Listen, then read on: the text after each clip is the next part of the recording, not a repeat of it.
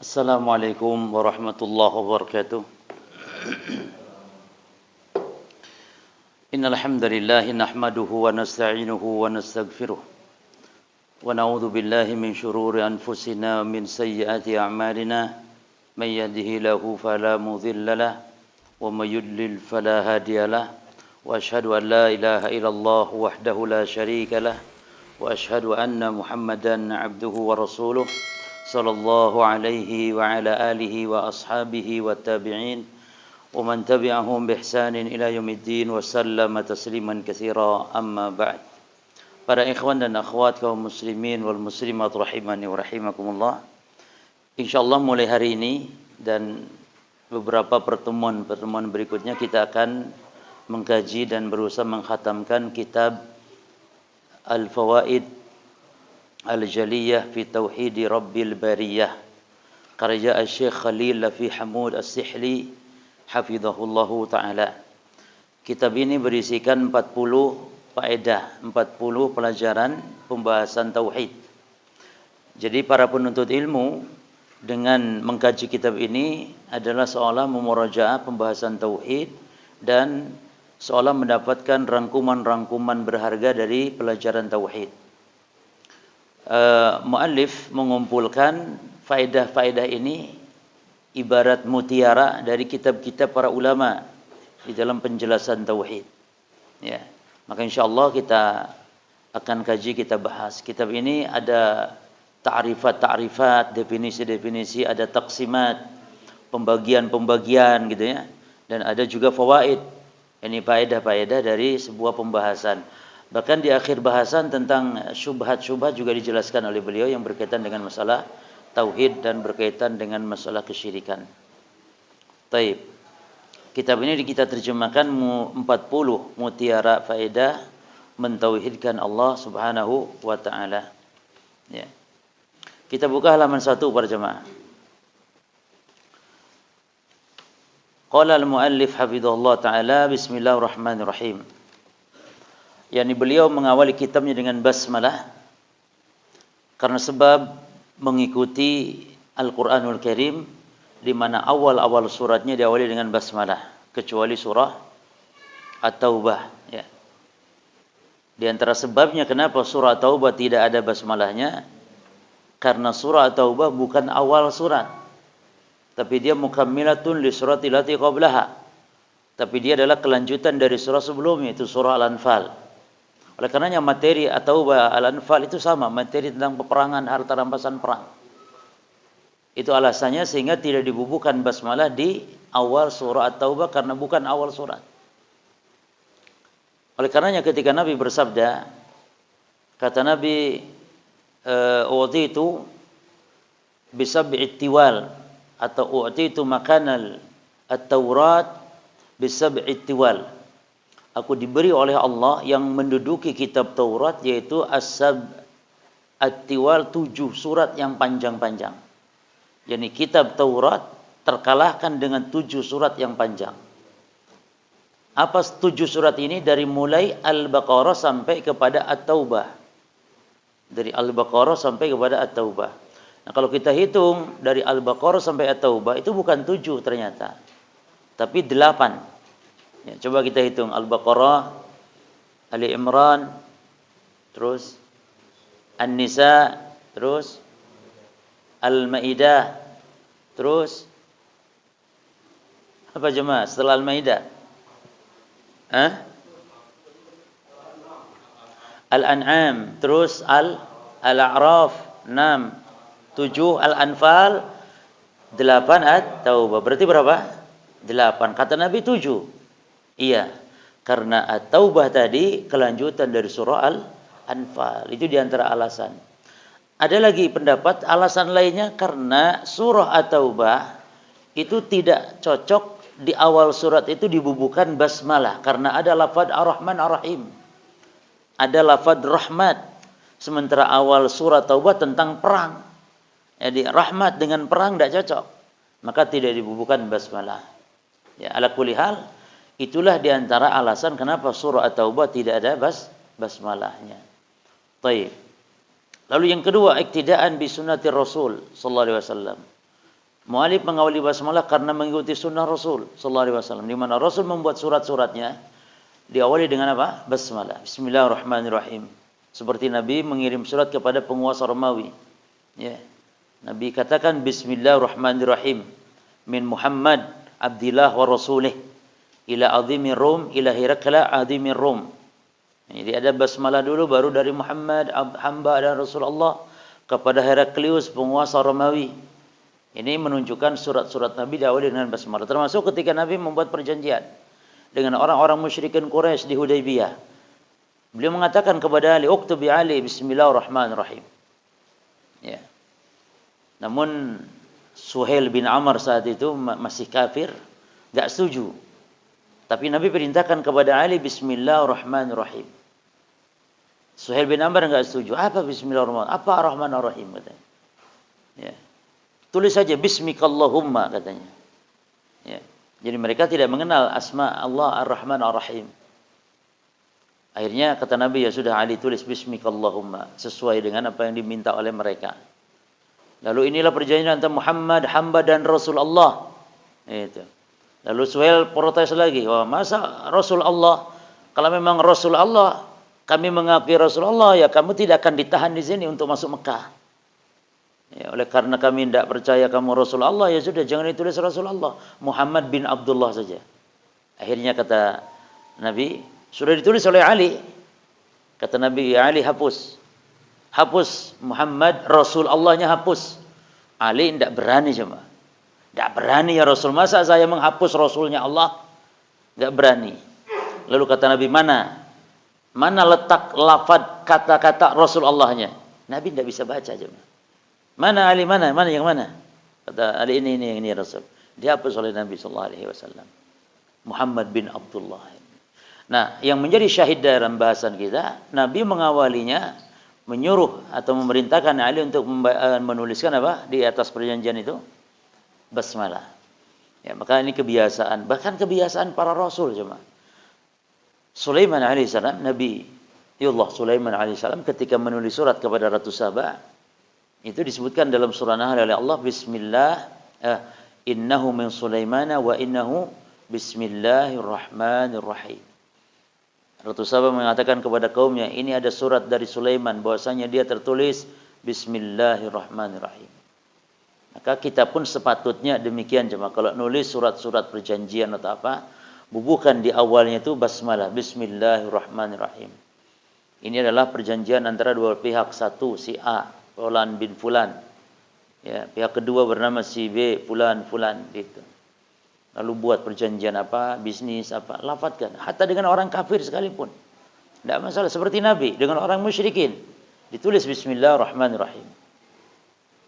Jadi antum bisnis dengan orang kafir barangkali ada perjanjian, ya, nama antum misalnya Muhammad Saleh, pihak pertama yang punya tempat, dikontrakan kepada pihak kedua, namanya Cik Cuan Go misalnya, agama Buddha misalnya, yang mengontrak, tidak masalah atasnya basmalah. Ya. Kalau dinanya apa ini, ya ini menyebut nama Allah gitu, perjanjian kita disaksikan oleh Allah, tidak masalah. Taib, yang ketiga para jamaah, karena kebiasaan para ulama mengawali kitab-kitabnya dengan basmalah, dan yang keempat dalam rangka tabarruk. Apa itu tabarruk? Yani ngalap berkah, thalabul barakah. Nah, jadi dengan ngalap berkah terhadap nama-nama Allah. Oleh karenanya tidak boleh membaca basmalah, membaca tasmiyah menyebut nama Allah untuk melakukan maksiat, karena basmalah ini ada yakni permohonan tolong dengan minta berkah kepada Allah. Bagaimana maksiat kok berkah gitu. Misalnya mau mencuri, baca bismillahirrahmanirrahim. Ya Allah, beri keberkahan pencurian ini ya Allah. Enggak boleh. Maka kalau mau merokok baca apa? Mau merokok jemaah. Ya, cekes bismillah. Ya Allah, alhamdulillah. Terus selesai merokok baca apa? Alhamdulillahilladzi at'amani hadza ta'am wa razaqani min ghairi haulin minni wala quwwah. Itu kalau nasi pecel jemaah. Kalau nasi pecel baca itu, kalau rokok enggak ada, langsung lempar saja. Ya memang enggak boleh merokok, cuma kalau merokok jangan baca apa-apa. Langsung lempar, buang, injek-injeknya. sambil a'udzubillah minasyaitonir rajim gitu. Begitu harusnya. Sambil berhenti tobat gitu jemaah. Diinjak-injak itu sambil berhenti. Taib. Kemudian beliau mengatakan mengawali dengan pujian sanjungan, ini juga bagian dari sunnah. Alhamdulillahil wahidil ahad al-fardis somad. Segala puji hanya milik Allah, al-wahid al-ahad. Nah, al-wahid al-ahad ini diantara nama Allah. Al-fardi as-somad. Ya. Ini al-wahid, al-ahad, al-fard ini sama maknanya, ini maha tunggal. Ya. Adapun as-somad maknanya yakni Allah yang makhluk bergantung kepadanya. As-somad artinya jadi tempat bergantung. Ada lagi makna as-somad jemaah, yaitu yang sempurna dalam seluruh sifatnya, itu as-somad maknanya. Jadi Allah dinamai as-somad karena sempurna seluruh nama dan sifat Allah Subhanahu wa taala. Ada lagi tafsiran as-somad, yaitu apa yang terdapat dalam surah Al-Ikhlas, yaitu ditafsirkan oleh ayat setelahnya. Yani qul huwallahu ahad, apa lagi? Allahu samad. Apa tafsir as-samad? Alladzi lam yalid. Itu makna as-samad. Apa itu as-samad? Alladzi lam yalid. Apalagi lam yulad. Apalagi wa lam yakul lahu kufuwan ahad. Itu makna as-samad. Jadi as-samad itu 4 makna. Satu, bermakna yang sempurna sifat-sifatnya. Yang kedua, makhluk seluruhnya bergantung kepada Allah. Yang ketiga, as-samad makna yakni Allah tidak makan, tidak minum. Yani samad itu yani maknanya Allah Subhanahu wa taala tidak berongga. Ya. Yani maknanya Allah tidak makan, tidak minum, dan Allah tidak butuh makan minum. Yang keempat, makna as-samad ditafsirkan oleh ayat setelahnya di dalam surah Al-Ikhlas. Ya, yaitu apa? Alladzi lam yalid wa lam yulad wa lam yakul lahu kufuwan ahad. Maka penulis mengatakan di sini, tanazzaha an kullin naqsin. Antum jangan lihat terjemahan ya, kawan. Kalau sedang ngaji seperti ini, antum fokuskan ke lafaz per lafaznya. Ya, jangan melihat terjemahannya. Itu untuk cadangan saja, antum baca di rumah, cadangan. Kalau sedang ngaji, jangan baca terjemahannya. Ya. Tadinya saya ingin cetak ini tidak pakai terjemahan, jadi langsung diharokati begini saja. Tapi juga ya, bisa lebih manfaat insyaallah. Ya, Taib. Kemudian an kulli naqsin wa aibin, tanazzaha an kulli naqsin. Maha suci Allah an kulli, atas setiap naqsin, kekurangan, aibin dan tercela atau celaan, wa anis sahibati, dan maha suci Allah dari memiliki sahibah, memiliki istri. Ya, Allah tidak disifati memiliki istri. Wal waladi, dan maha suci Allah dari disifati memiliki apa? Anak. Ya, memiliki anak. Lalu penulis mengatakan laisa kamitslihi syai'un. Ini salah harokat, harusnya ke atas ya. Bukan syai'in tapi syai'un. Ya, dibetulkan. Laisa kamitslihi syai'un. Tidak ada yang semisal Allah sesuatu pun, tidak ada yang serupa dengan Allah sesuatu pun. Wa huwa samiul basir, sementara dia Allah memiliki sifat ya, pendengaran dan penglihatan. Allah yang bernama As-Sami yang memiliki sifat pendengaran, dan Allah bernama Al-Basir yang memiliki sifat penglihatan. Kalau mata ini disifatkan bagi Allah jemaah. Mata ya. Tapi kalau telinga tidak ditetapkan dan tidak dinafikan. Telinga. Yang ditetapkan pendengaran. Telinganya tidak kita tetapkan, tidak pula kita nafikan. Kenapa enggak nafikan saja? Ya. Kalau tidak menetapkan, ya kan? Ya kenapa enggak nafikan saja? Ya, tidak menetapkan ya Allah, yakni tidak mengatakan Allah punya telinga. Ya sudah, katakan saja Allah tidak punya telinga. Apa jawabannya, kawan? Jawabannya, menetapkan sifat butuh dalil, demikian pula menafikan sifat butuh dalil. Jadi kalau mengatakan Allah tidak punya telinga, maka wajib datangkan dalil kalau Allah tidak punya telinga. Quran atau hadis. Kalau mengatakan Allah punya telinga juga wajib datangkan dalil, mana Qur'annya, mana hadisnya. Maka ahli sunnah wal jamaah terhadap sifat yang Allah tidak menetapkan, ya kan? Allah tidak menetapkan dan tidak menafikan pula. Ini Allah membiarkan, mendiamkan, maka kita pun tidak menetapkan, tidak menafikan. Nah, dari lafaz ini firman Allah para jamaah, laisa kamitsli syai'un wa huwa samiul basir, surah Syura ayat 11. Ini sebuah kaidah para jemaah bagi ahli sunnah dalam menetapkan nama dan sifat Allah. Apa kaidahnya? Kaidahnya, tetapkanlah sifat dengan tanpa mengingkari, menafikan, ya, dan sucikan Allah. Apa yang pertama? Tetapkan sifat dengan tanpa menafikan, ya. Tetapkan sifat tanpa menyerupakan, bukan menafikan. Tetapkanlah sifat dengan tanpa menyerupakan, dan sucikan Allah dengan tanpa menafikan. Saya ulangi. Tetapkanlah sifat Allah dengan tanpa menyerupakan, ya. Dan sucikan Allah, perhatikan, dan sucikan Allah dengan tanpa mengingkari atau menafikan. Kenapa harus dibuat kaidah ini? Karena ahli bid'ah dari kalangan orang-orang Mu'attilah yang mengingkari sifat Allah, tujuan mengingkari sifat Allah itu dalam rangka mensucikan Allah, kata mereka. Maka kalau ahli sunnah enggak, sucikan Allah dengan tanpa mengingkari, tetapkan, dan tetapkan sifat Allah namun tanpa menyerupakan. Karena ada kelompok yang menetapkan sifat Allah namun dengan cara menyerupakan dengan makhluk. Ya. Taib, apa alasan jemaah? Orang yang menyerupakan sifat Allah dengan makhluk di antara kelompok kaum yang disebut musyabbihah atau mumatsilah, apa alasannya? Alasannya,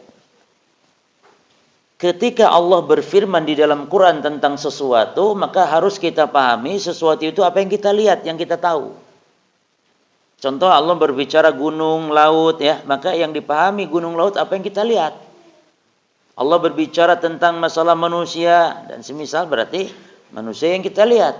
Demikian pula kata mereka, kalau Allah berbicara tentang sifat Dia, Allah berbicara tentang sifat Dia seperti Allah punya wajah, ya berarti kata mereka wajah itu harus yang kita ketahui bentuknya, berarti seperti wajah kita.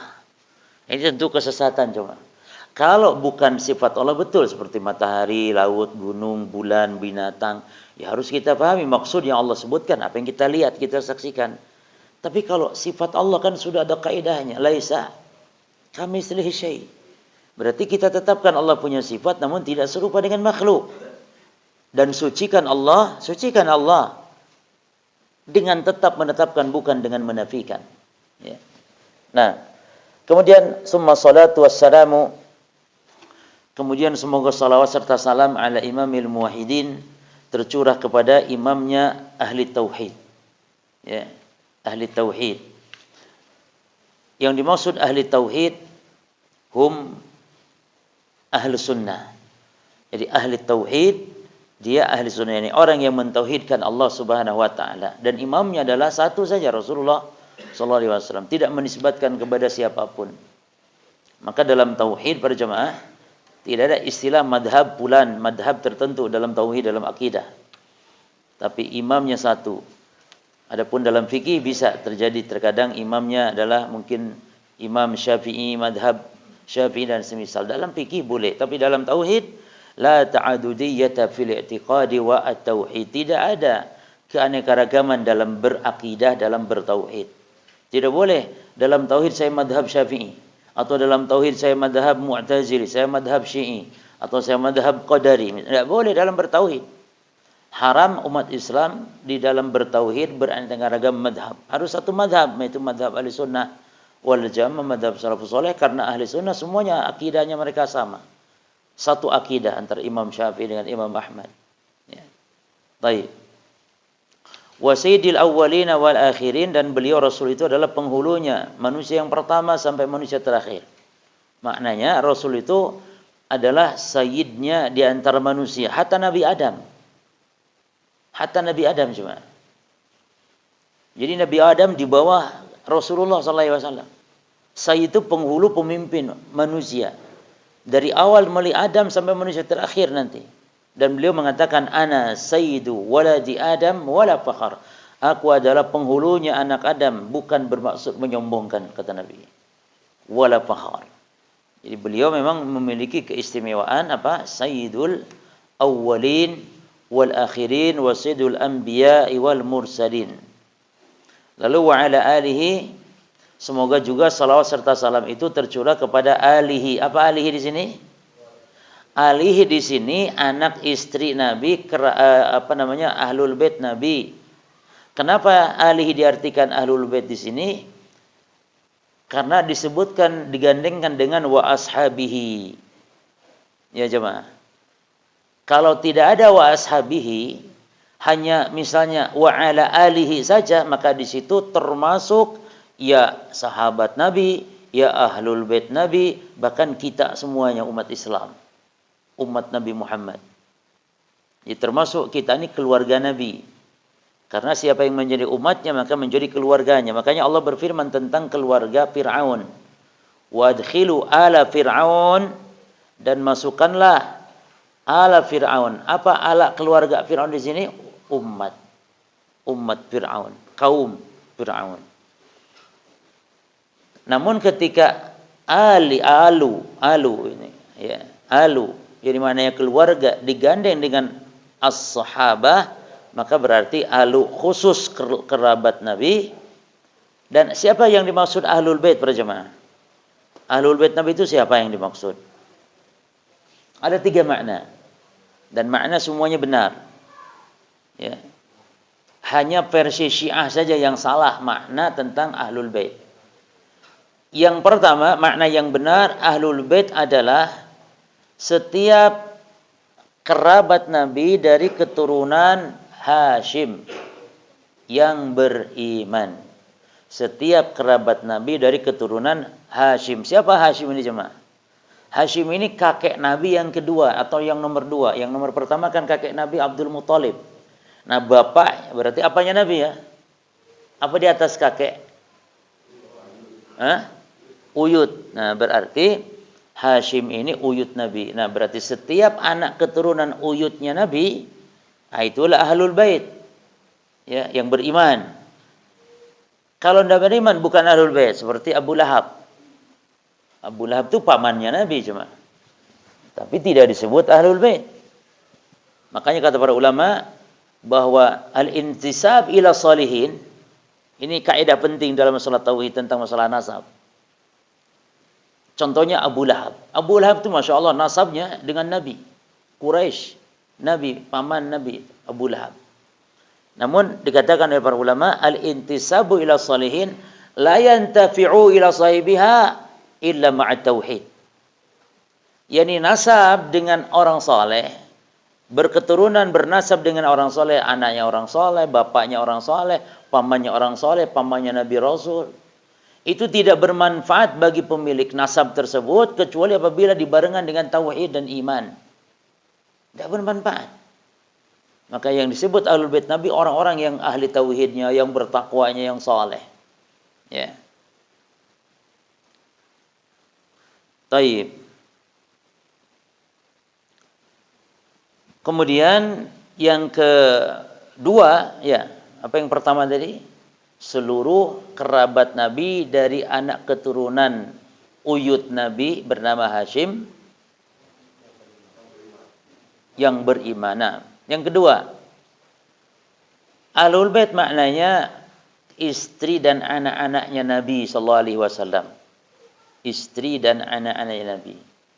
Maka disebutkan ya, ahli itu anak dan istri. Ini kaifa ahluka, bagaimana keluargamu, maksudnya anak dan istrimu, kabarnya bagaimana gitu. Demikian Allah mengatakan kepada Nabi Nuh, ya Nuh, huwa laisa min ahlik. Nuh, anakmu itu bukan keluargamu lagi karena dia kafir. Nah, jadi ahli di sini anakmu. Taib. Yang ketiga para jemaah, ahlul bait itu adalah setiap umat Nabi Muhammad dengan ummatul ijabah, umat yang telah beriman kepada Nabi sallallahu alaihi wasallam, setiap umat Nabi Muhammad. Itu keluarga Nabi atau ahlul bait Nabi sallallahu alaihi wasallam. Mana dalilnya? Adkhilu ala Fir'aun. Masukkan Fir'aun, masukkan keluarga Fir'aun. Apa maknanya keluarga di sini? Pengikut ya, atau kaum Fir'aun. Nah, yang keempat yang batil, ini yang tiga betul. Yang keempat yang batil dari makna ahlul bait adalah apa yang didefinisikan oleh orang-orang Syiah, yaitu ahlul bait adalah anak keturunan Ali, atau ahlul bait itu adalah Ali, Fatimah, Hasan duluan. Hasan, Husain, dan anak keturunan Husain. Berarti keturunan Hasan sudah dianggap ahlul bait. Jadi hanya Ali, Fatimah, kemudian Hasan, Husain, 4 ya, dan keturunan Husain. Makanya paman Nabi Al-Abbas bin Abdul Muttalib enggak dianggap sebagai ahlul bait oleh orang-orang Syiah. Demikian para jemaah. Lalu wa ashabihi at-thayyibina, dan juga semoga salat salam tercurah kepada para sahabatnya at-thayyibina yang baik, at-tahirinya lagi yang suci, dan juga semoga tercurah wa man tabi'ahum, orang yang mengikuti para sahabat bihsanin dengan cara yang baik ila yaumiddin, sampai hari kiamat. Ini sanjungan dari muallif kepada Allah, kemudian salawat kepada Nabi. Dan ini metode menulis kitab demikian. Sanjungan kepada Allah, salawat kepada Nabi SAW, lalu diucapkanlah amma ba'du. Jadi amma ba'du ini adalah kata kalimat yang memisahkan antara materi sebelum dengan setelahnya. Sebelumnya sanjungan pujian, setelahnya bercerita tentang bagaimana isi kitab. Biasanya begitu. Atau bagaimana alasan atau motivasi menulis kitab. Biasanya gitu setelah amma ba'du. Seperti di sini. Penulis mengatakan fahadihi fawaidu fi babi tauhid. Ini adalah pelajaran-pelajaran atau faedah-faedah tentang permasalahan tauhid, bab tauhid. Jama'tuha, saya telah mengumpulkannya. Tulisan ini min kutubi ahli ilmi, dari kitab-kitab para ulama. Ini bukan karangan sendiri dia, artinya menulis-nulis apa yang ada dalam pikiran dia, tidak, tapi dia sarikan, rangkumkan dari kitab-kitab para ulama. Maka kita bersyukur, kita tinggal makan. Adapun yang menanak nasi, mencuci beras ya, membuat bumbu, itu penulis. Nah, kita sekarang tinggal tahu makan saja. Alhamdulillah, enak. Cuman kurang indah ya, kalau cuman tinggal makan. Ya, cuman dapat faedah, banyak faedah, enak, lezat. Bisa menikmati ilmu yang beliau susun ini. Summa ratabtuha, lalu saya susun risalah ini, tulisan ini, aqsidu biha, yang saya bertujuan dengan risalah ini adalah takribal ilm, mendekatkan ilmu, pemahaman ilmu, li talibihi, bagi para penuntut ilmu, wa bayanil haq, ya, atau wa bayanal haqqi li qasidihi, dan disusunnya kitab ini oleh saya dalam rangka menjelaskan kebenaran bagi orang yang mencari kebenaran tersebut. Nah, jelas ya, inilah muqaddimah, berarti kita tahu isi kitab ini tentang tauhid. Beliau tulis susun dari kitab-kitab para ulama, tujuannya supaya lebih memudahkan kita dalam memahami tauhid. Masuk ke al-faidatul ula, pelajaran yang pertama para jamaah tentang definisi tauhid. Ya, qala al-muallif hafizahullah taala, ta'rifu tauhid. Ya. Apa itu? Ta'rif artinya makna atau pengertian tauhid. Ta'rif tauhid. Ya. Huwa adalah ifradullahi, mengesakan Allah. Ifrad. Subhanahu wa ta'ala, maha suci dan maha tinggi Allah. Mengesakan Allah dalam hal apa? Bima yakhtassu bihi, dengan sesuatu yang menjadi kekhususan dengannya. Jadi Allah memiliki kekhususan dengannya dengan pengesaan, yaitu min rububiyatin wa uluhiyatin wa asma'in wa sifatin, yaitu kekhususan Allah itu dalam hal rububiyah, yang kedua dalam hal ibadah atau uluhiyah, yang ketiga dalam hal nama dan sifat. Maka wajib kita menetapkan sifat, ya, bagi Allah. Nah, jadi kalau ditanya ada berapa kekhususan Allah, al-jawab 3 saja. Dari Quran, dari awal Al-Fatihah sampai akhir surah An-Nas, tidak lebih dari 3 kekhususan Allah ini. 3 itu rububiyah. Kalau di Quran banyak bercerita Allah yang menciptakan begini dan begitu, Allah yang melakukan ini dan itu, berarti itu tauhid rububiyah. Kalau di Quran ada bercerita ibadah, berarti makna tauhid uluhiyah atau tauhid ibadah. Kalau di Quran ada nama innahu huwal ghafurur rahim, hakim, al-azizul hakim, berarti ini semua berkaitan dengan kekhususan Allah yang ketiga, nama dan sifat Allah. Setiap nama Allah mengandung sifat. Tapi tidak setiap sifat Allah menetapkan makna, enggak. Menetapkan nama. Kalau nama pasti mengandung sifat. Kalau tidak, maka tidak ada faedahnya menetapkan nama Allah. Sebagaimana akidahnya orang-orang Mu'tazilah. Kata orang Mu'tazilah, Allah itu punya nama Alim, namun tidak memiliki sifat ilmu. Allah itu Ar-Rahman, Ar-Rahim, tapi tidak memiliki sifat rahmah. Ini faedahnya apa? Enggak ada faedah. Karena ketika mengatakan Allah punya nama, berarti terkandung sifat yang ada pada nama tersebut. Dalam nama Ar-Rahman terkandung sifat rahmah. Dalam nama Al-Aziz terkandung sifat izzah.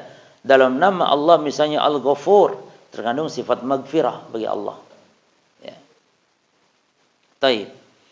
Jadi definisi tauhid yang disebutkan mu'alif ini definisi secara umum berjemaah. Mengesahkan Allah dalam 3 hal, rububiyah, uluhiyah, asma wa sifat, umum. Tapi definisi tauhid dengan makna khusus, perhatikan, tauhid dengan makna khusus adalah ifradullah ta'ala bukan dalam 3 hal, tapi bil ibadati faqat. Ifradullah ta'ala bil ibadah. Yaitu mengesahkan Allah Ta'ala dalam beribadah. Kenapa kok dalam beribadah? Kenapa tidak rububiyah atau asma wa sifat tadi? Jawabannya karena manusia mengingkari jenis tauhid ini. Sehingga ketika Rasul diutus oleh Allah justru untuk memperbaiki tauhid yang ini, tauhid ibadah. Ketika manusia jatuh kepada kesyirikan. Adapun manusia yang tersesat dalam nama sifat di zaman itu, di zaman penulis khususnya, seperti Syekhul Islam Muhammad bin Abdul Wahhab, ya, ketika membahas tauhid, maka tauhid yang dimaksud tauhid ibadah, karena di zaman beliau Syekhul Islam Muhammad bin Abdul Wahhab banyak manusia yang terjatuh kepada kesyirikan, yaitu syirik dalam beribadah. Ya. Taib. Lalu penulis membawakan surah Maryam jemaah, ayat yang ke-65. Ini yang menarik, bahwa surah Maryam ayat 65 dalam satu ayat ini sebagai dalil pendalilan terhadap jenis tauhid yang 3 sekaligus dalam satu ayat. Kan dalil itu masing-masingnya banyak di Quran. Ada dalil tauhid uluhiyah khusus, dalil banyak sekali di Quran. Nah, adapun kalau yang satu ayat telah mewakili seluruh dalil terhadap tauhid yang 3, ini surah Maryam 65. Kita lihat bagaimana segi pendalilannya. Bagaimana Allah berfirman, 1, Rabbus samawati wal ardi wa ma bainahuma. Ini tauhid apa jemaah? Rububiyah. Ada Rabbnya. Dan juga Allah menunjukkan pencipta alam semesta langit bumi. Berarti tauhid rububiyah, mengesahkan Allah dari poin ini. Lalu pada lafaz fa'budhu wastabir li'ibadatihi, maka beribadahlah, berarti tauhid ibadah. Wastabir, dan sabar di dalam ibadah kepada Allah. Para jamaah sekalian, sabar dalam ketaatan lebih besar kedudukan pahala di sisi Allah daripada sabar di dalam rangka meninggalkan maksiat.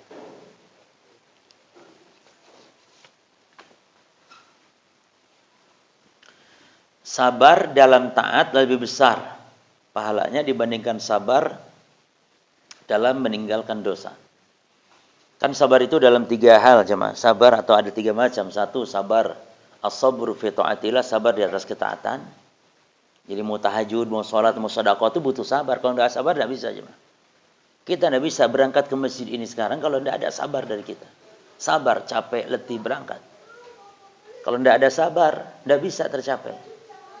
Yang kedua jemaah, as-sabru an maharimillah, sabar dari yang dilarang Allah, dari yang diharamkan. Kalau tidak sabar, kita ini pengen selalu nafsu jiwa ini untuk hidup semaunya dia, menyembah hawa nafsunya. Demikian maunya. Tapi karena sabar, maka dia mampu untuk menahan tidak melakukan maksiat. Dan yang ketiga, sabar itu para jemaah ala aqdarillah. Sabar terhadap takdir-takdir yang buruk, yang pahit, yang kita rasakan takdir itu pahit. Karena takdir itu juga ada yang manis. Cuman kita biar di luar main ya. Hanya saja kita menyangka takdir itu yang pahit-pahit saja. Jadi gajian, punya duit itu takdir cuma. Tapi takdir yang enak. Kawin takdir. Cerai takdir juga. Takdir. Musibah takdir, dapat nikmat takdir. Makanya kita iman kepada takdir khairihi wa syarrihi. Takdir yang baiknya, yakni yang dipandang oleh manusia baik. Atau takdir yang buruk, yakni takdir yang dipandang manusia, dilihat manusia buruk. Jadi takdir itu dianggap buruk, bukan disandarkan kepada Allah sebagai pembuatnya, bukan. Tapi kepada pandangan kita yang merasakan. Seperti sakit itu kan buruk. Ya, musibah buruk, gunung meletus buruk. Banjir, tsunami buruk semua. Penyakit itu buruk. Adapun ditinjau dari Allah yang berbuat takdir, nggak ada yang buruk cuma. Nggak ada takdir buruk. Kalau dinisbatkan kepada Allah sang pembuat. Karena takdir, makanya nggak boleh mencela takdir. Kenapa? Karena at-takdir itu al-qadar fi'lullah. Takdir itu perbuatan Allah. Sehingga kalau mengatakan takdir itu kejam, berarti perbuatan Allah kejam. Takdir itu perbuatan Allah. Maka jangan disandarkan keburukan. Ya. Buruk artinya dalam tinjauan kita.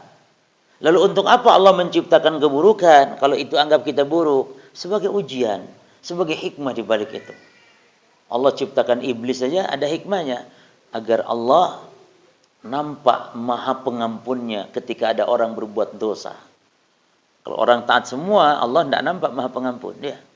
Tapi ada yang berbuat maksiat lalu bertobat, nampak Allah maha pengampun. Dan yang menggelincirkannya adalah iblis. Nah, maka dalam penciptaan iblis itu ada hikmah. Sama halnya kita jemaah, sakit. Sakit ini luar biasa jemaah. Dari banyak tinjauan mendapatkan faedah yang besar. Dari sisi orang yang sakit dapat. Tinjauan syariatnya dapat pahala. Tinjauan dunianya apa jemaah? Orang kalau sakit, konon menurut ilmu medis bahwa orang yang sakit virus-virus jemaah yang besar-besar akan muncul dibunuh dengan virus-virus penyakit yang kita mungkin virus itu penyakitnya sepele, demam. Tapi virus kanker bisa mati dengan sebab kita sakit demam yang ada virusnya itu. Ini dari sisi medis. Kalau dari sisi syariatnya apa? Dosa kita diampuni. Dosa kita diampuni, derajat kita diangkat oleh Allah, dicatat pahala. Nanti kalau sakit ini, orang yang sakit masuk surga. Makanya kata Nabi, di antara ciri ahli neraka itu orang yang hidup di dunia tidak pernah sakit demam. Siapa yang tidak pernah sakit demam di antara ciri penghuni neraka. Ada yang belum pernah demam? Alhamdulillah sudah semua. Karena ada seorang Arab gunung datang. Ya. Kata Nabi, kamu pernah sakit demam? Oh, tidak pernah. Ya. Saya tidak pernah sakit demam. Tidak pernah sakit kepala? Tidak pernah. Pulanglah Arab gunung ini. Lalu kata Nabi kepada sahabat, kalau kalian ingin tahu ahli neraka, lihat dia. Yang tidak pernah sakit tadi. Jadi nikmat sakit menjadi sebab seorang masuk surga. Allah itu menciptakan hamba, takdirnya bagus di tingkat surga tingkat tinggi. Hanya sayang nih hamba, ibadahnya malas. Jadi kurang ibadahnya untuk mencapai derajat surga itu. Tapi sudah kadung surganya kelas tinggi. Mau didol nggak bisa, itu sudah takdir dia harus begitu, harus masuk. Ya Allah saya tidak butuh tak doleh ya Allah ditukar surga yang rendah-rendah. Tidak bisa. Bagaimana cara untuk menggapai surga yang tinggi tadi sementara amalnya lemah? Maka dengan musibah, dengan penyakit cuma. Dikasih stroke 5 tahun untuk menggapai surga tadi. Maka sakit apa tuh kita berbaik sangka saja semua kepada Allah. Kata Allah dalam hadis qudsi bahwa aku tergantung prasangka hambaku kepadaku. Kalau prasangkanya baik, Allah memberi kebaikan. Kalau buruk, ya Allah beri keburukan. Maka jangan sampai Allah ini kok kayak tidak sayang sama saya. Masa saya toh yang sakit, tetangga tidak tahu sholat, tidak tahu apa kok, yuk sehat, rezeki yo lancar. Kita ini Allah ini apa yo sama saya kok kayak. Lah ini kan sudah nuduh yang ndak. Padahal justru kebaikan dia tuh justru ketika saat kekurangan. Allah tuh tahu mungkin jemaah, bukan mungkin, Allah Maha tahu. Kalau kita dikasih harta, bisa jadi kita akan jatuh kepada kekufuran, jatuh kepada maksiat. Maka Allah pelihara kita dengan diberinya kekurangan. Ya. Maka sabar. Mana yang afdal? Orang miskin yang sabar atau orang kaya yang syukur jemaah? Orang miskin yang sabar atau orang kaya yang syukur? Hah? Orang kaya syukur. Tapi kan kata Nabi, orang kaya itu masuk surganya 500 tahun ditahan. Fuqara'ul muslimina yadkhulul jannah qabla aghnihim binisfi yawm abi 500 sana. Orang fakir umat Islam masuk surga 500 tahun duluan. Sebelum orang kaya mereka. Orang kaya tahan dulu. Dan itu separuh hari maksudnya. 500 tahun itu setengah hari. Nunggu jemaah. Nunggu 500 tahun. Karena sebab kaya. Yang miskin duluan. Ini kayanya yang syukur. Kaya yang taat ini. Makanya masuk surga. Hanya saja yang miskin duluan. Nah, pilih mana sekarang? Miskin atau kaya? Jemaah, kalau masalah pilih, nggak boleh orang itu minta, ya Allah miskinkan saja saya. Nggak boleh. Justru antum harus minta kepada Allah kekayaan, kecukupan. Tidak boleh minta miskin. Lah buktinya Nabi doanya, Allahumma ahini miskinan. Ya Allah, hidupkanlah aku dalam keadaan miskin. Wa mitni miskinan, matikan dalam keadaan miskin. Wahsyurni ma'a zumratil masakin. Dan kumpulkan di akhirat bersama rombongan orang-orang yang miskin. Ada yang pernah baca doa ini? Ana yakin khawatir semua. Yang benar jemaah, antum walaupun tidak paham, baca saja. Itu kan doa Nabi. Tidak mungkin Nabi ngajarkan jelek. Baca saja. Kalau tidak paham, walaupun tidak paham, syukur-syukur paham. Apa pahamnya? Maksud miskin bukan tidak punya harta di situ. Tapi miskin maknanya ini al-khudu wa tawadu'. Jadi miskin itu tawadu'. Khudu, rendah hati, khudu. Makanya orang yang rendah tingkatan dunia nggak punya harta kan dianggap rendah, disebut miskin. Karena asalkan bahasa Arab memang maknanya rendah. Tapi maksudnya rendah hati, khusyuk, tawadu'. Ya, rendah hati. Dan ahli jannah kebanyakan orang-orang yang rendah hati. Adapun orang yang sombong, al-jabbarun, ya, al-mutakabbirun, itu rata-rata penduduk neraka. Maka Nabi maksudnya, ya Allah, hidupkan dalam keadaan khusyuk tawadhu', ya Allah wafatkan dalam keadaan khusyuk tawadhu', dan kumpulkan dengan ahli jannah yang memang sifatnya khusyuk dan tawadhu'. Itu maksud hadis. Makanya minta kecukupan, karena itu yang diajarkan Nabi. Nabi mengajarkan doa jangan miskin. Doa tolak miskin. Kan ada itu. Bukan tolak angin. Ini tolak miskin. Yani wes miskinnya bablas. Dengan baca doa ini. Nah, apa doanya? Catat. Masa sampai minta nang mbah. Aduh minta supaya lancar. Lah ini dari Nabi kok tidak percaya. Catat doanya. Nabi doa dalam meminta kekayaan dan berlindung dari kemiskinan. Apa kata Nabi? Allahumma inni a'udzubika minal faqri. Allahumma inni a'udzubika minal faqri. Ya Allah, aku berlindung kepada Engkau dari kemiskinan, kefakiran. Wal qillati, yang kedua. Dan dari kekurangan. Wa zillati, dan dari kehinaan. Ya Allah, jangan sampai kita dihinakan. Berlindung ya Allah. Jangan kau jadikan aku orang yang hina. Wa dhillati. Terus ada 5 permintaan ya. Ini sudah berapa? 3. Wa a'udzu bika min an adlima. Wa a'udzu bika min an adlima. Dan aku berlindung kepada Engkau ya Allah min dari an adlima, aku berbuat dolim kepada orang. Subhanallah, ini para bos-bos nih, para suami yang biasanya yang suka berbuat dolim itu atasan kepada bawahan, suami kepada istri. Karena istri makhluk yang lemah. Ya, bawahan juga lemah karena tidak punya kuasa. Biasanya yang kuat dolim kepada yang lemah. Suami dolim kepada istri. Jarang istri dolim kepada suami. Makanya kita waspada di sini jemaah.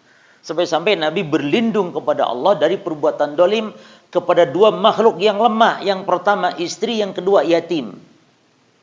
Antum lihat anak yatim kadang suka buat jengkel anak yatim ini. Itu ujian. Ya, sehingga berbuat dolim. Aniaya. Nggak boleh. Anak yatim loh jemaah. Yani man mata abuhu wa huwa shaghir. Yatim itu bukan orang yang atau bukan anak atau orang yang tidak punya bapak, bukan. Karena antum juga ada yang tidak punya bapak sekarang. Apakah antum juga yatim? Enggak, antum sudah tua. Jadi yatim itu anak yang belum balik, yang ditinggal mati ayahnya, bukan ibunya. Kalau ditinggal mati ibu nggak ada hukum. Nggak ada hukum. Tidak disebut yatim, tidak disebut juga piatu. Nggak ada istilah piatu dalam Islam. Nggak ada. Yatim itu ditinggal bapak karena nggak ada yang beri nafkah, sehingga kita diperintahkan untuk menyantuni mereka. Ya, karena tidak punya bapak. Termasuk juga kita diperintah untuk menyantuni ibunya. Ibunya janda. Dan menyantuni tidak harus mengawini. Tidak harus mengawini, tapi menafkahi. Dan menafkahi tidak harus mengawini, ikhwan.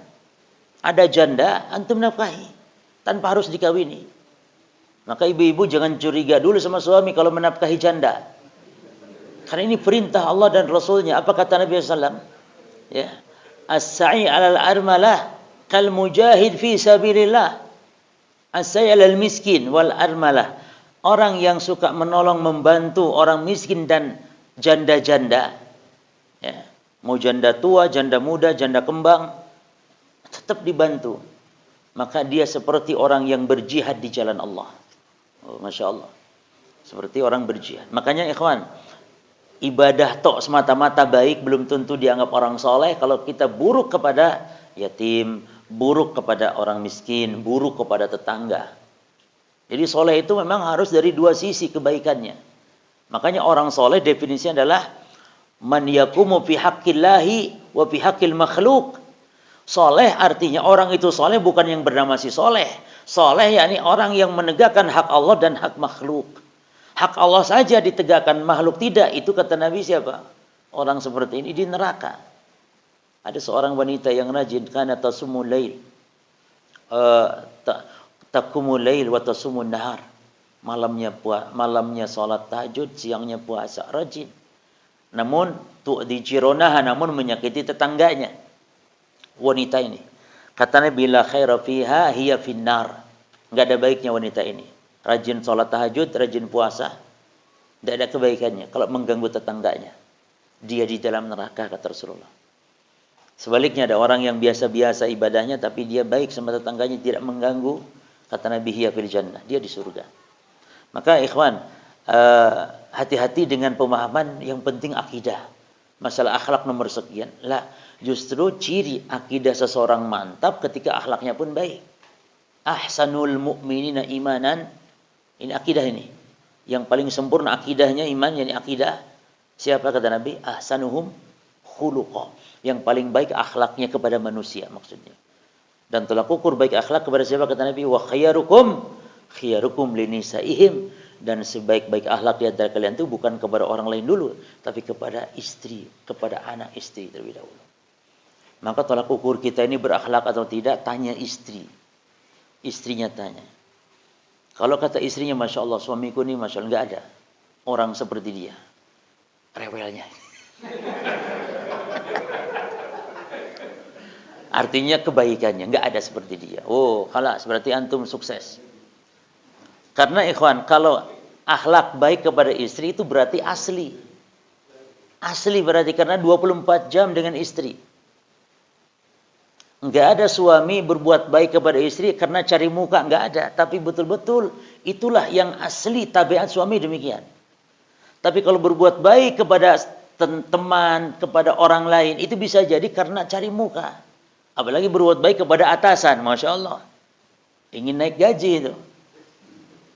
Maka tolak ukur baik kepada anak, kepada istri. Dan aku kata Rasul, wa ana khairukum linisa li ahli.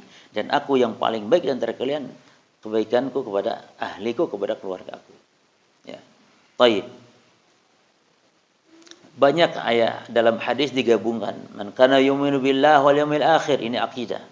Digabungkan dengan akhlak. Man kana yu'minu billahi wal yawmil akhir, apa akhlaknya? Falyakul khairan aw liyasmut. Ini akhlak. Yang kedua, falyukrim dhaifahu. Ini akhlak. Muliakan tamunya. Ya kan itu. Wala tudhi jiranaha. Jangan ganggu tetangganya. Siapa yang iman kepada Allah di akhir. Berarti akidah dan akhlak tidak bisa dipisahkan para jemaah. Ya, harus senantiasa digabungkan. Nah,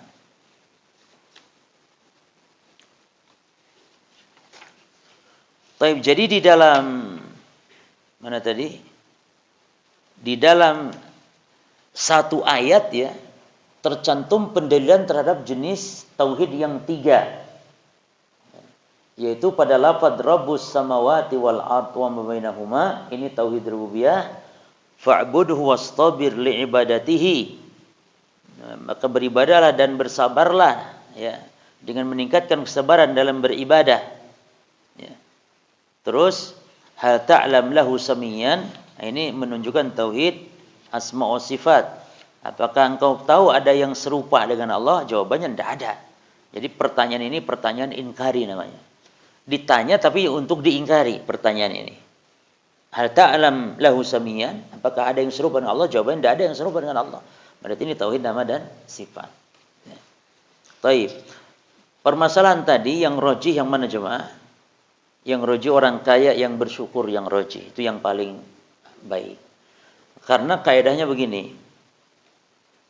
Karena ibadah itu kalau manfaatnya untuk orang lain itu lebih afdal daripada ibadah yang manfaatnya untuk diri sendiri. Sementara kalau sabar dalam kemiskinan, untuk siapa kesabaran itu? Itu dirinya sendiri. Tapi kalau orang kaya yang syukur, dia bangun masjid, dia bangun pondok pesantren, dia berdakwah di jalan Allah dengan hartanya, maka dia lebih bermaslahat. Dan juga ada sebuah hadis tentang orang-orang kaya, orang-orang miskin yang ngadu kepada Nabi. Ini dari yang menunjukkan kalau kaya lebih afdal daripada miskin yang sabar. Yakni orang-orang miskin ngadu kepada Rasulullah. Ya Rasulullah, orang-orang kaya di antara kami telah bukan habis pahala maksudnya, telah banyak memborong pahala-pahala kebaikan. Karena kami sholat, mereka juga sholat. Kami puasa, mereka juga bisa puasa. Tapi giliran mereka memerdekakan budak, mereka membangun masjid, mereka berinfak di jalan Allah dengan harta. Kami tidak bisa ya Rasul. Maka orang-orang kaya telah habis membawa banyak pahala, kami miskin ya Rasul tidak punya pahala. Kata Nabi, tenang, ada zikir yang kalau kalian baca itu bisa mengejar keutamaan mereka. Yaitu membaca subhanallah, alhamdulillah. Subhanallah 33, alhamdulillah 33, Allah Akbar 33. Dibaca. Pulanglah orang-orang miskin ini. Lalu keesokan harinya datang lagi ya Rasulullah. Ternyata orang kaya pun dengar juga rupanya zikir ini ya Rasulullah. Jadi kami kalah lagi aja. Lalu apa kata Nabi? Perhatikan ya kawan. Kata Nabi, dzalika fadlullahi, itulah karunia Allah Subhanahu wa taala, yu'ti man yasha, diberikan kepada siapa yang Allah kehendaki. Artinya, ya sudah kalian berarti kalah di poin ini sudah. Itu takdir. Allah sudah lebihkan mereka, karuniakan kepada mereka. Itu berarti Nabi pun menyatakan kalau orang kaya ini lebih banyak manfaat daripada orang miskin tadi. Karena Nabi mengatakan kepada orang miskin, sudah berarti kalian kalah. Mereka dapat kelebihannya sudah. Ini kehendak Allah. Gitu. Pasrah akhirnya. Nah, ini menunjukkan bahwa orang yang kaya lebih afdal ya dibandingkan yang miskin. Nah, dan ini menunjukkan apa? Zikir, subhanallah, alhamdulillah, Allahu akbar yang seperti itu sebagai pengganti apa? Oleh Nabi dijadikan sebagai pengganti apa tadi? Orang kaya apa? Orang kaya yang kelebihannya bersedekah itu sebagai pengganti sedekah. Maka perbanyak zikir. Makanya kata Nabi, walhamdulillah shadaqah. Wal qaul fil ma'ruf shadaqah. Berkata-kata yang baik sedekah. Bahkan tabassumuka liwajhi akhik sedekah. Senyummu kepada saudaramu sedekah. Senyum ikhwan. Ini ingat hadis ini. Antum praktekkan ini. Ketemu senyum. Alhamdulillah. Walaupun dipaksakan tidak apa-apa. Ya. Karena memang harus dibiasakan. Al-hilmu bitahallum. Kelembutan yang nggak biasa senyum, dipaksa senyum, ini harus dipaksa, harus dibiasakan. Biasa. Karena kalau akhlak ini, jangankan kita, hatta orang kafir pun ada yang punya tabiat ini. Ada kafir yang ramah, kafir yang akhlaknya baik, ada, itu tabiatnya. Maka orang Islam mungkin bisa ada Islam yang kasar, yang jarang senyum, yang bengis ada. Namun kita diperintah untuk dipelajari, dibiasakan. Jadi ada yang tabiat, dan ini bersyukur kalau ada orang Islam sudah tabiatnya memang ramah, itu syukur kita. Kalau tidak begitu tabiat asalnya, kita pelajari, dibiasakan, dipaksakan, dipura-pura senyum juga tidak apa-apa para jamaah. Karena orang juga kan senang dengan senyum. Padahal antumnya pura-pura saja karena nggak bisa itu. Ya. Nah, itu juga faktor para jamaah. Dan sehat, orang yang ramah, murah senyum, sehat, badannya sehat. Karena para jamaah stres ya, murung itu banyak faktor, diantaranya ya itu tadi karena nggak ada ketenangan, susah juga. Tapi juga jangan senyum-senyum sendiri juga atau banyak senyum tanpa sebab. Jangan begitu juga maksudnya. Ya. Baik, kita masuk halaman 2 berjemaah.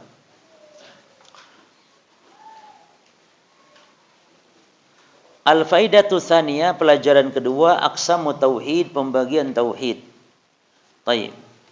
Yanqasimu tauhidu, tauhid terbagi. Jadi kalau menerjemahkan sistemnya predikat subjek, yanqasimu kan predikat atau istilahnya fi'il. At-tauhidu itu fa'il atau subjek. Di dalam bahasa Arab kalau metode predikat subjek dalam bahasa Indonesia harus diterjemahkan subjek predikat. Sebagaimana susunan kita bahasa Indonesia. Kan di dalam bahasa Indonesia itu tidak ada predikat subjek, yang ada subjek, predikat, objek. Begitu susunannya. Sehingga kalau diterjemahkan sesuai bahasa Arabnya, yaitu predikat dulu baru objek, ini akan rancu dalam bahasa Indonesianya. Seperti yanqasimu tauhid. Yanqasimu kan terbagi. Tauhid ya tauhid, berarti terbagi tauhid. Beda dengan tauhid terbagi. Sama halnya doroba Muhammadun al-qalba. Kalau retelek dari bahasa Arabnya berarti doroba memukul. Memukul Muhammad anjing. Kan rancu. Tapi kalau Muhammad memukul anjing. Ini baru yang tepat. Jadi begitu dalam menerjemahkan jemaah. Jadi jangan fi'il dulu tapi fa'ilnya dulu sebut. Jadi subjek dulu. Seperti ini. Yanqasimu tauhidu. Tauhid terbagi ila kepada salah satu aqsam 3 bagian. Al-qismul awal, bagian pertama. Taib. Pembagian tauhid kepada 3 ini, itu tinjauannya adalah jika ditinjau dari kaitannya dengan Allah. Tapi kalau kaitannya dengan makhluk, dengan hamba, maka tauhid terbagi 2 saja. Tapi kalau kaitannya dengan Allah, tauhid terbagi 3. Tapi kaitannya dengan hamba, yakni orang yang bertauhid, maka tauhid terbagi 2 saja. Kalau kaitannya dengan hamba. Apa itu? Pertama tauhid ilmu, yang kedua tauhid amal.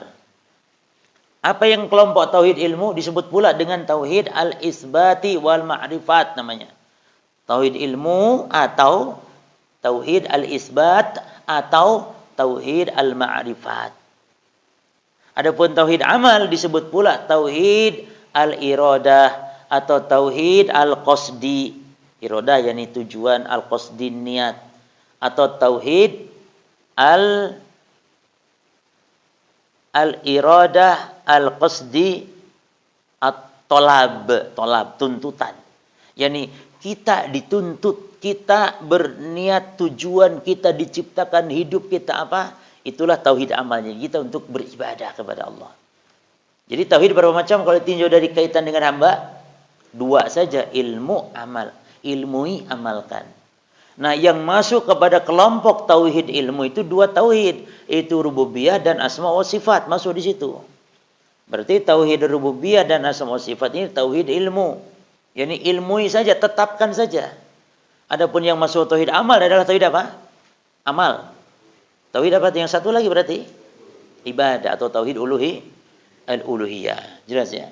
Nah, penulis di sini menjelaskan pembagian tauhid dari tinjauan ma yata'allaq bi Rabbi azza wajal, yang berkaitan dengan Allah azza wajal.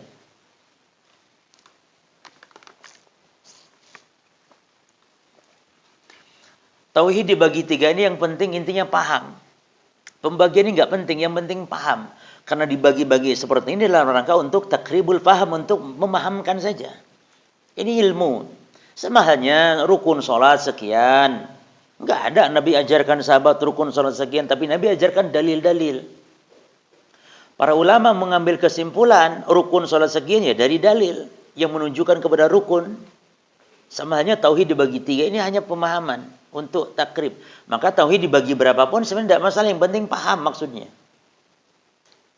Karena orang ada yang bertauhid rububiyah, tapi enggak tauhid uluhiyah, contoh Abu Jahal.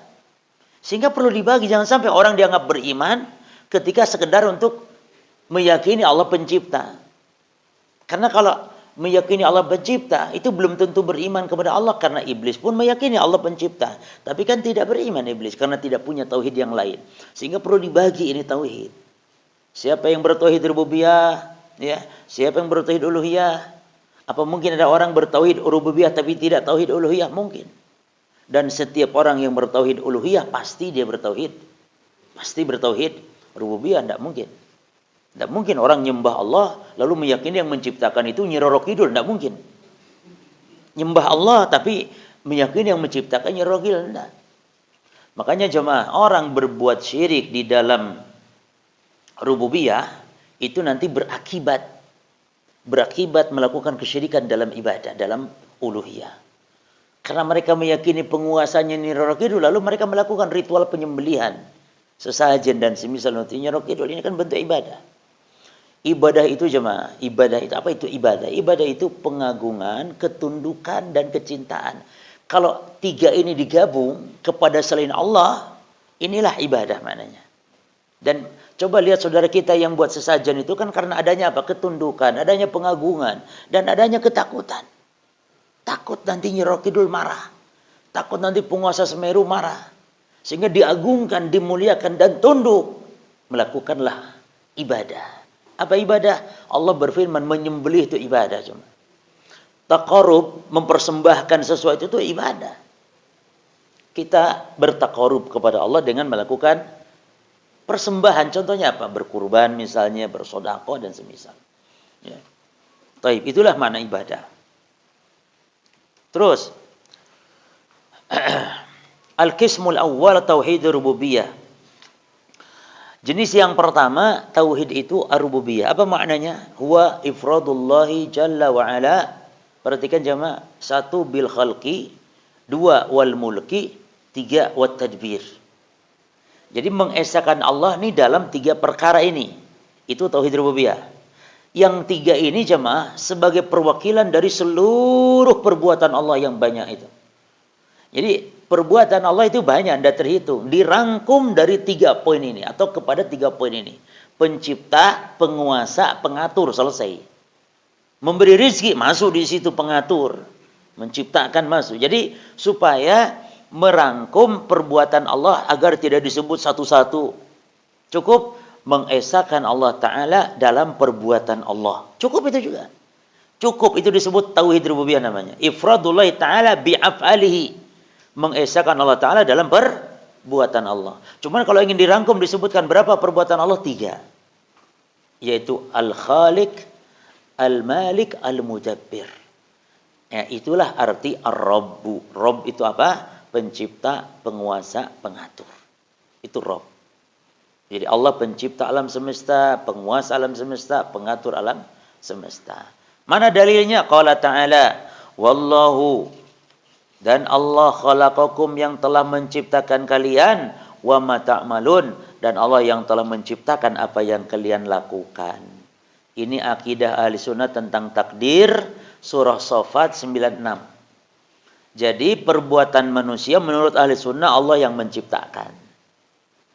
Manusia yang berbuat zina, yang menciptakan perbuatan manusia berbuat zina, Allah. Allah yang menciptakan.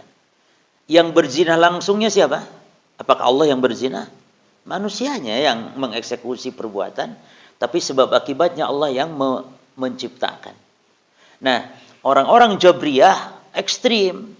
Katanya kalau hamba berbuat zina, yang zina itu ya Allah, karena hamba nggak punya kehendak. Ini kan ekstrim, sesat. Jadi kalau hamba mencuri, yang mencuri itu Allah. Kalau hamba sholat, yang sholat adalah Allah. Ini Jabriyah. Ahli sunnah mengatakan, perbuatan hamba berangkat ke masjid, yang ciptakan siapa? Allah. Hamba tidak menciptakan perbuatan sendiri. Hamba punya kehendak. Hanya punya kehendak. Dan kehendak hamba pun di bawah kehendak Allah. Hamba berencana melakukan, punya kehendak, tapi Allah tidak izinkan, tidak jadi. Di bawah kehendak Allah. Maka Allah berfirman, "Wa ma tasyauna illa an yasha Allah Rabbul Alamin." Kalian tidaklah berkehendak kecuali atas kehendak siapa? Allah Rabbul Alamin. Yani kalian punya kehendak, hanya saja kehendak kalian di bawah kehendak Allah. Kata Jabriyah, makhluk manusia tidak punya kehendak. Allah itu semua itu. Yang bergerak, yang berkehendak itu Allah. Na'udzubillah, kan kalau hamba berzina berarti yang berzina Allah, kata mereka. Nah, yang satu lagi yaitu Qadariyah tidak mau jatuh seperti Jabriyah, sehingga dia mengatakan, oh kalau begitu yang menciptakan perbuatan hamba bukan Allah. Karena kalau Allah yang menciptakan berarti Allah yang berzina, ini mustahil. Oh berarti yang menciptakan perbuatan hamba adalah siapa? Kalau menurut Qadariyah, hamba itu sendiri. Itulah yang disebut Nabi Majusi. Karena meyakini ada dua pencipta. Itu Majusi kan begitu. Di alam semesta ada dua pencipta, kata Majusi. Yang pertama nur, cahaya yang menciptakan kebaikan-kebaikan. Yang kedua kegelapan yang menciptakan keburukan-keburukan. Maka Nabi mengatakan Al-Qadariyah majus adil ummah. Qadariyah itu majusinya umat ini. Kenapa disebut demikian? Kolerasi kesamanya di mana? Sama-sama meyakini dua pencipta. Apa kata Qadariyah? Yang menciptakan langit bumi alam semesta siapa? Allah. Lalu yang menciptakan perbuatan hamba? Hamba itu sendiri. Berarti dua pencipta. Ini kesesatan. Jadi jemaah tidak perlu bingung. Yang penting Allah menciptakan kita dan apa yang kita lakukan semua Allah yang menciptakan.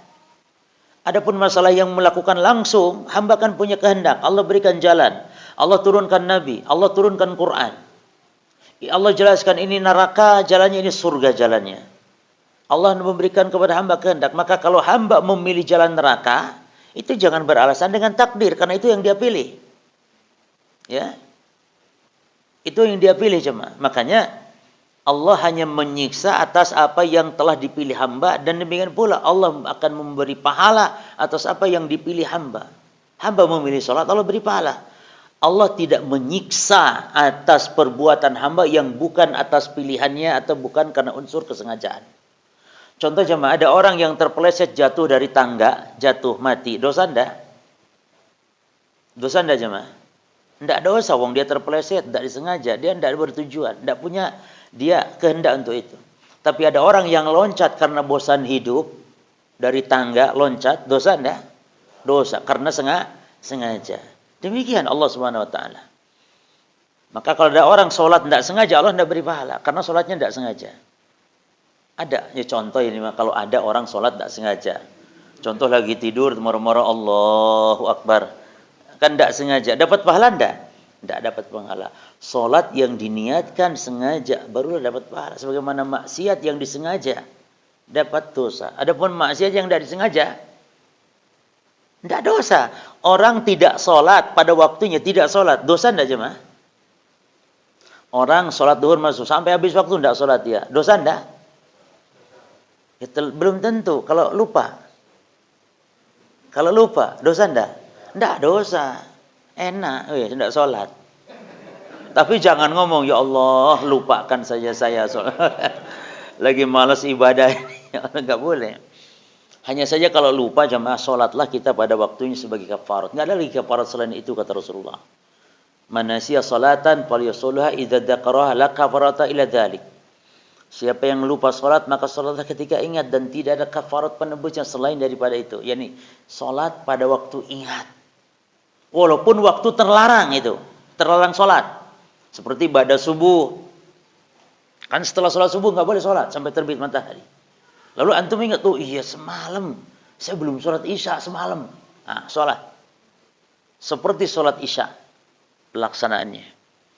Demikian pula kalau tertidur, wa man raqada 'anis shalah falyusalliha idza dzakaraha. Kalau tertidur. Tapi jangan diniatkan ya. Ada orang yang lagi pulang kerja pas letih-letihnya, capek. Lalu dia tahu waktu sholat tinggal sedikit. Enggak apa-apa lah. Tidurin aja karena mudah-mudahan juga nanti ketiduran gitu, mudah-mudahan misalnya. Itu memang sengaja jemaah tidur. Ya harusnya dia sholat dulu baru kemudian dia tidur. Ya. Taib. Mana syahidnya di sini? Wallahu khalaqakum. Allah yang menciptakan kalian. Dalilnya tauhid rububiyah itu Allah yang menciptakan.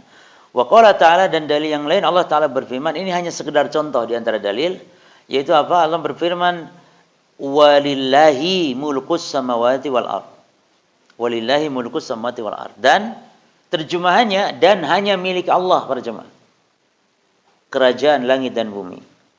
Ini syahidnya apa? Mulkus samawat. Cuman pertanyaannya, kenapa diterjemahkan hanya? Dari mana terjemahan hanya? Jemaah, dari kata walillahil mulkus samawati wal ard. Hanya milik Allah lah ya, kerajaan langit dan bumi. Kalau tidak diterjemahkan hanya, maka ini keliru terjemahan itu. Ya. Hah? Dari mana? Jawabannya didahulukannya objek. Setiap objek didahulukan yang harusnya diakhirkan, seperti iyyaka na'budu, asalnya jemaah, itu na'budu iyyaka, asalnya begitu.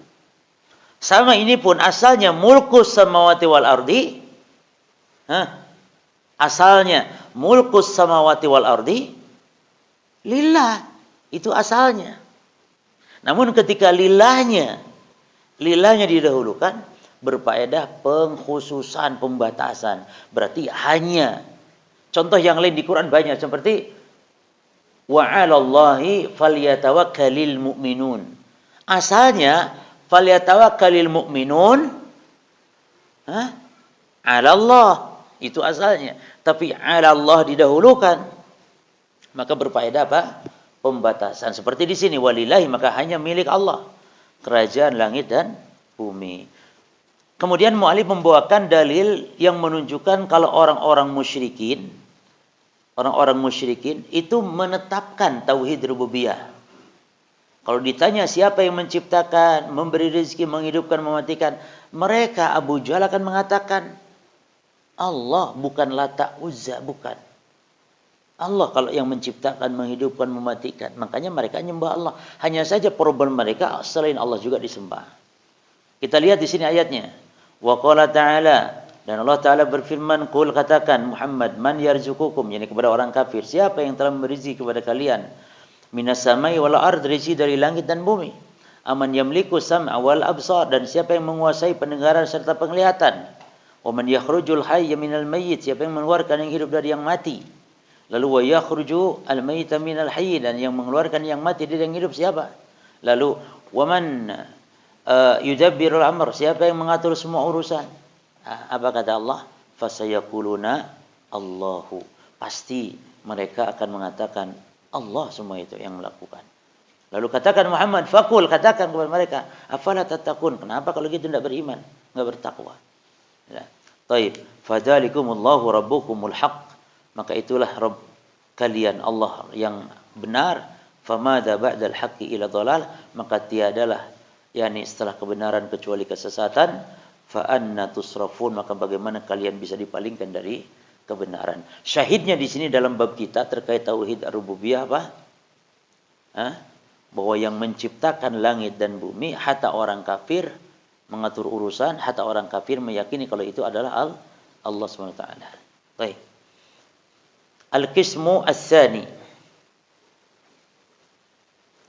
pembagian tauhid yang kedua, tauhidul uluhiyah, disebut pula tauhid al-ibadah. Wa huwa, definisinya dia adalah ifradullahi bil ibadah, pendek saja, mengesahkan Allah dalam beribadah. Dalilnya adalah setiap kata-kata yang ada dalam Quran perintah ibadah. U'budullaha ya ayyuhalladzina amanu taqullaha ya ayyuhan nasu u'budu rabbakum. Itu semua adalah dalil yang menunjukkan tauhid ibadah. Tauhidul uluhiyah huwa ifradullahi bil ibadah. Qala ta'ala, Allah Ta'ala berfirman, wa ma khalaqtul jinna wal insa illa liya'budun, dan tidaklah aku ciptakan jin dan manusia kecuali untuk bertauhid. Makna ibadah ini tauhid. Pertanyaan jemaah, di Quran kalau absen didahulukan berarti menunjukkan keutamaan. Itu hukum asal. Kalau Allah mengabsen itu didahulukan sesuatu, maka sesuatu itu menunjukkan kemuliaan. Contoh, wasabiquna awwaluna minal ansar aw minal muhajirin. Wasabiquna awwaluna minal ansar aw minal muhajirin, di situ minal muhajirin duluan. Karena muhajirin lebih afdal daripada ansar. Namun terkadang tidak bermakna harus demikian. Contoh di sini, Allah dahulukan jin daripada manusia bukan karena jin lebih afdal, tapi karena jin lebih dulu diciptakan, lebih banyak jumlah daripada manusia, maka diabsen terlebih dahulu. Maka jin itu makhluk yang paling banyak jumlah dibanding manusia, makhluk yang lebih dulu diciptakan daripada manusia, dan makhluk yang paling banyak jumlahnya dibandingkan manusia. Kata para ulama, bandingannya itu ya, malaikat 100, ya, jin 10, manusia 1. Jadi antara malaikat dengan jin mana yang paling banyak? Malaikat. Tiap hari cuma ada malaikat yang masuk ke Baitul Ma'mur. Tiap hari masuk ke Baitul Ma'mur 70.000 malaikat. Dan setiap yang masuk tidak keluar lagi. Besoknya tuh malaikat yang baru lagi terus. Dan itu sampai hari kiamat. Terbayang berapa besarnya Baitul Ma'mur dan terbayang berapa jumlah malaikat yang masuk ke Baitul Ma'mur. Bukan setahun sekali. Setiap hari masuk 70.000. Setiap yang sudah masuk tidak keluar lagi. Sampai hari kiamat. Subhanallah. Menunjukkan betapa besar. Ini Ka'bahnya penduduk langit. Ka'bahnya para malaikat. Baitul Ma'mur. Yang lurus ke Ka'bah yang ada di muka bumi. Arahnya, jaraknya. Lurus. Ya. Demikian.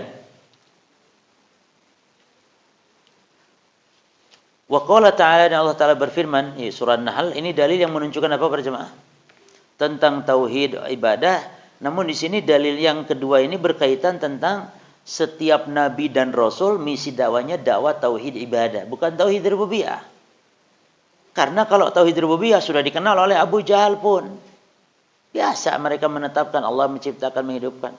Namun misi dakwah para nabi dan rasul adalah untuk beribadah. Allah mengatakan walaqad ba'atsna fi kulli ummatin rasulan ani'budullaha. Dan ingatlah, atau dan sungguh, bukan ingat, sungguh kami telah mengutus pada setiap umat itu seorang rasul utusan yang misi dakwanya ani'budullaha wajtanibu taghut, untuk beribadah kepada Allah dan menjauhi taghut. Taghut itu jemaah, itu bahasa, kalau secara bahasa artinya mujawazatul had, melampaui batas, itu taghut secara bahasa. Air kalau sudah luber dari gelas itu sudah melampaui, berarti luber keluar. Itu namanya taghut secara bahasa. Sebagaimana Allah berfirman, lamma taghal ma, manakala air sudah tagha, jadi sudah taghut, sudah meluber, sudah melampaui batas. Adapun secara istilah taghut itu banyak makna. Di antara makna taghut adalah man ubida min dunillahi wa huwa radin. Siapa yang disembah selain Allah dan dianya ridha. Berarti kalau tidak ridha bukan taghut jemaah.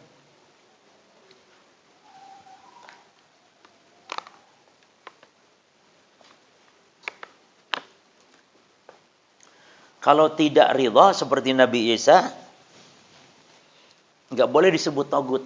Tapi taghut itu adalah syaitan, iblis yang menyuruh, mengajak untuk mengibadahi Nabi Isa. Maka di antara makna taghut adalah iblis laknatullahi alaihi.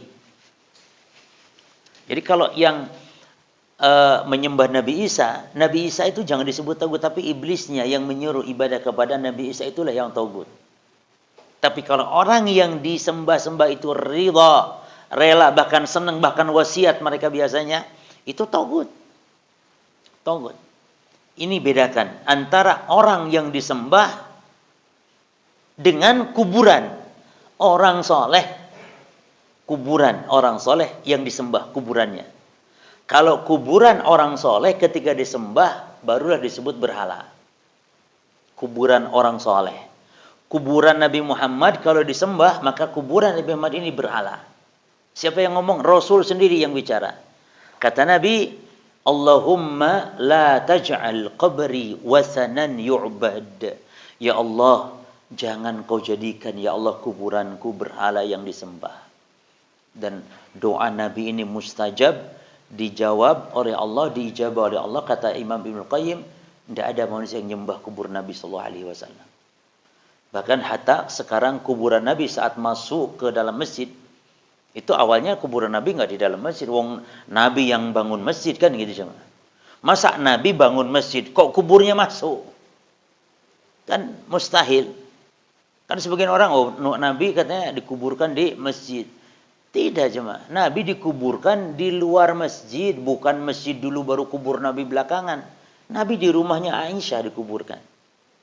Di tahun 91 Hijriah terjadi perluasan masjid besar-besaran. Di zaman Utsman juga terjadi besar-besaran pembangunan Masjid Nabawi. Besar-besaran daripada zaman Utsman, daripada zaman Umar, di zaman Utsman bin Affan. Tapi kubur Nabi tetap di luar. Karena para sahabat tahu hukumnya. Namun qadarullah masya'afa'al, musibah terjadi di zaman salah seorang yakni gubernur Madinah pada masa khalifah yakni Bani Umayyah. Di situ perluasan masjid dan kubur Nabi qadarullah masuk ke dalam masjid. Tidak ada seorang pun sahabat yang hidup. Hanya ada seorang kibar ulama tabi'in namanya Sa'id al-Musayyib, beliau melarangnya. Namun tetap tidak kuat ketika berhadapan dengan penguasa. Akhirnya semoga Allah memaafkan orang yang telah memasukkan kubur Nabi tersebut. Namun walaupun demikian kata Imam Al-Qayyim, kubur Nabi tetap tidak bisa dikatakan manusia sholat langsung menghadap kuburnya. Karena kuburan Nabi itu dilapisi, ya, ada 3 tembok besar. Dari arah yang para jamaah sholat menghadapkan arahnya ke arah kiblat. Jadi mohon maaf, ini kiblat jemaah ya, ini kiblat, ini anggap ini kuburan Nabi. Nah, tembok itu dibuat begini, ya, terus begini, moncong begini, terus begini, segitiga, begini. Ini di tembok, ini pintunya, pintu. Di sini kan kuburan Nabi, Abu Bakar, kemudian Umar. Nah, jadi begini, jadi seolah yang sholat dari sana tidak langsung menghadap kubur karena berhadapan dengan 3 lapis tembok. Dan itu sebagai bentuk penyelamatan. Jadi tidak dianggap sholat langsung menghadap kubur Nabi. Dan juga itu kesalahan, bukan kesalahan Nabi dan para sahabat, tapi kesalahan seorang penguasa yang wajar. Penguasa wajar berbuat salah seperti itu karena kekuasaan dan semisalnya. Jemaah. Jadi tidak boleh beralasan dengan Masjid Nabawi kaum muslimin mengubur jenazah di masjid. Dan itu bentuk menjadikan masjid sebagai menjadikan kubur sebagai tempat ibadah. Bisa membangun masjid di kuburan atau di makam, atau sebaliknya ngubur jenazah di dalam masjid. Itu sama namanya menjadikan kubur sebagai tempat ibadah. Entah yang duluan siapa, entah masjid yang duluan, kubur yang belakangan masuk, atau kubur yang duluan, masjid yang belakangan dibangun. Dua-duanya harus dibongkar. Caranya, kalau kubur yang duluan ada, masjid yang belakangan masuk, yang bongkar apa? Yang kuburan duluan ada, masjid dibangun di situ. Yang harus dibongkar apa? Masjid yang dibongkar, karena yang berhak, yang berawal di situ lebih berhak. Tapi kalau masjid duluan ada, ngubur jenazah di situ, maka yang dibongkar apa? Jenazahnya dipindahkan ke pemakaman kaum muslimin. Karena tidak sah sholat di masjid yang ada kuburannya, baik di belakang, kiri, kanan, atau di depan mihrab, kecuali masjid menghadap makam, namun tanah makam bukan tanah masjid, baru boleh. Ya. Asal di tembok saja, misalnya jalannya itu, atau dijadikan sebagai jalan setapak, baru boleh.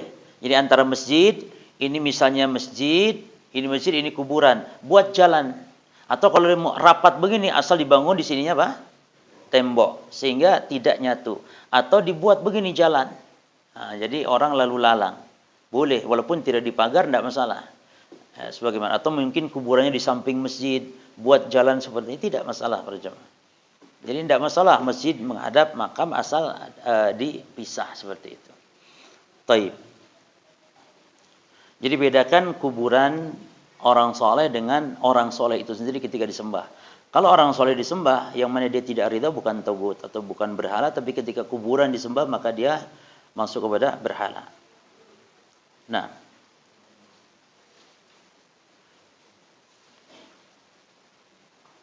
Sampai jam berapa ngajinya nih? Kayaknya selesai kayaknya nih. Hah? Kita lanjut nanti ya, jemaah. Mungkin dilanjut barangkali ada yang bertanya soal jawab, tafadhol. 1-2 pertanyaan. Mungkin untuk berikut nanti ada hadiah-hadiah jemaah ya. Ada soal jawab, soal-soal pertanyaan, evaluasi, nanti ada hadiah-hadiah insyaallah. Dengan yang mau nyumbang hadiah boleh nanti mungkin nyumbang hadiah entah pulsa kah atau apa. Atau apa lagi hadiah biasanya? Kitab-kitab, buku-buku. Atau brosur umroh, brosurnya aja. Baik.